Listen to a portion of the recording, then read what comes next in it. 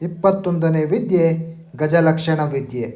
ಯಾರು ಆನೆ ಪಳಗಿಸುವುದನ್ನು ತಿಳಿದಿರುತ್ತಾರೋ ಅಂಥವರನ್ನು ಗಜಲಕ್ಷಣ ಎಂದು ಕರೆಯುತ್ತಾರೆ. 22ನೆಯ ವಿದ್ಯೆ ಅಶ್ವಲಕ್ಷಣ. ಯಾರು ಕುದುರೆ ಪಳಗಿಸುವುದನ್ನು ತಿಳಿದಿರುತ್ತಾರೋ ಅಂಥವರನ್ನು ಅಶ್ವಲಕ್ಷಣ ಎಂದು ಕರೆಯುತ್ತಾರೆ.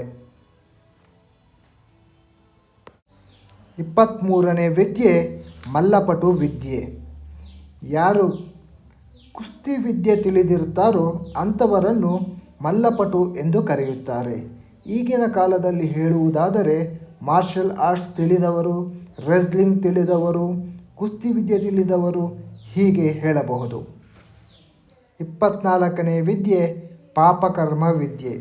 ಯಾರು ಅಧರ್ಮ ಮಾಡುತ್ತಾರೋ ಅಂಥವರಿಗೆ ಶಿಕ್ಷೆ ವಿಧಿಸುವುದನ್ನು ಪಾಪಕರ್ಮಿಗಳು ಎಂದು ಕರೆಯುತ್ತಾರೆ.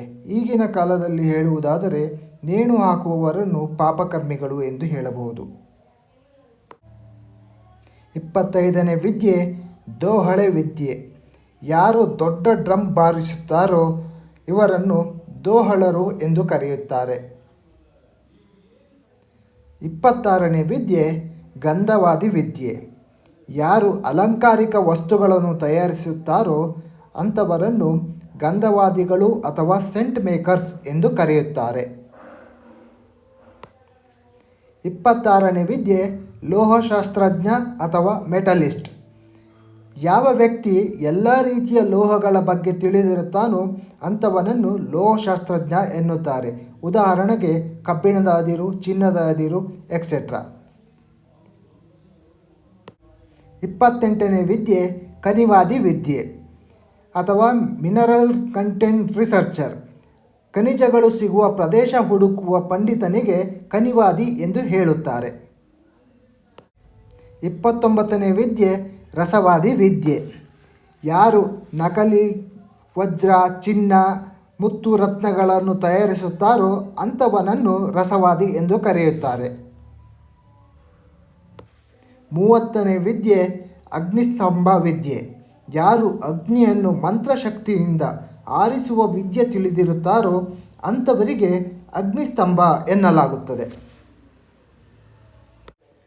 31ನೇ ವಿದ್ಯೆ ಜಲಸ್ತಂಭ ವಿದ್ಯೆ.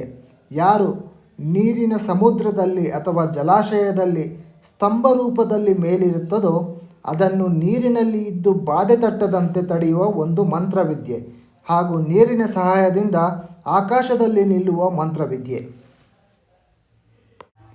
32ನೇ ವಿದ್ಯೆ ವಾಯುಸ್ತಂಭ ವಿದ್ಯೆ. ಭೂಮಿಯಿಂದ ಮೇಲೆ ಕೇವಲ ವಾಯುವಿನ ಸಹಾಯದಿಂದ ಬೇರೆ ಯಾವುದೇ ಸಹಾಯವಿಲ್ಲದೆ ಆಕಾಶದಲ್ಲಿ ನಿಲ್ಲುವ ಒಂದು ವಿದ್ಯೆ. ಇದನ್ನು ವಾಯುಸ್ತಂಭ ಎಂದು ಕರೆಯುತ್ತಾರೆ. 33ನೇ ವಿದ್ಯೆ ಖಡ್ಗಸ್ತಂಭ ವಿದ್ಯೆ. ಭೂಮಿಯಿಂದ ಮೇಲೆ ಕೇವಲ ಖಡ್ಗದ ಸಹಾಯದಿಂದ ಬೇರೆ ಯಾವುದೇ ಸಹಾಯವಿಲ್ಲದೆ ನಿಲ್ಲುವ ಒಂದು ವಿದ್ಯೆ. ಇವರನ್ನು ಖಡ್ಗಸ್ತಂಭಿಗಳು ಎಂದು ಕರೆಯುತ್ತಾರೆ.